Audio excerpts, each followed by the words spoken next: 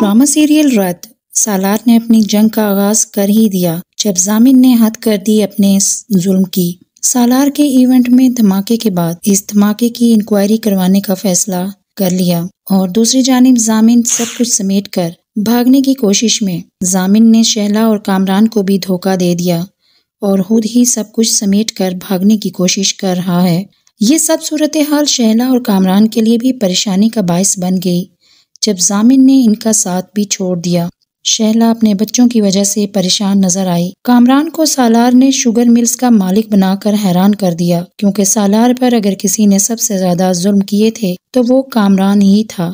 سالار نے کامران کو sugar mill کا مالک بنا کر اس کا دل جیت لیا اور ثابت کر دیا کہ سالار کے نزدیک تو صرف رشتے ہی اہم ہیں۔ ایمان بھی سالار کے لیے ایک نئی پریشانی میں نظر آئی کیونکہ سالار نے جس عنایا کا ذکر کیا تھا اس کا ضرور سالار سے ماضی میں کوئی تعلق رہا ہوگا۔ یہ سب ایمان کو پریشان کر رہا ہے کہ آخر عنایا کون تھی۔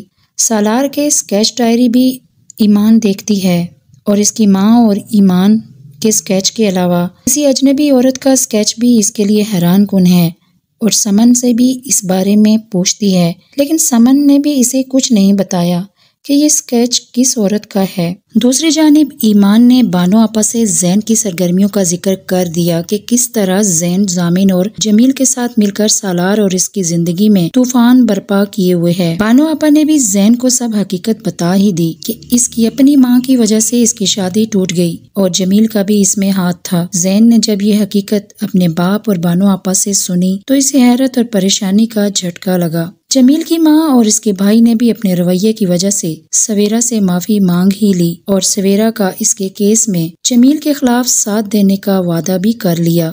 اگلی قسط میں دکھایا جانے والا ہے کہ سالار دھماکے کی انکوائری میں کافی حد تک کامیاب ہو چکا ہے اور اسے اس ملازم تک پہنچنے میں کامیابی ہو جاتی ہے جسے ضامن نے پیسے کا لالچ دے کر دھماکہ کروایا تھا۔ سالار آخرکار تمام ثبوت اکٹھے کرنے میں کامیاب ہو جاتا ہے اور اسے معلوم ہو جاتا ہے کہ ضامن ہی وہ آدمی ہے جو اس سب سازش کے پیچھے ہے۔ سالار اب ضامن کے مد مقابل نظر آنے والا ہے کیونکہ وہ اب بدلہ لینے والا ہے اپنی ماں کا اور اپنے اوپر کیے گئے سب ظلم کا۔ دوسری جانب زین کو اب تمام حقیقت کا پتہ چل چکا ہے اور وہ جمیل کے پاس جاتا ہے تاکہ اس کے ہوش بھی ٹھکانے لگا سکے کہ کس طرح اس نے اسے دھوکہ دیا اور اس کی اور ایمان کی شادی ختم کی اور اسی وجہ سے اس کی ماں کی جان بھی چلی گئی۔ یہاں زین ایمان سے بھی معافی مانگنے والا ہے۔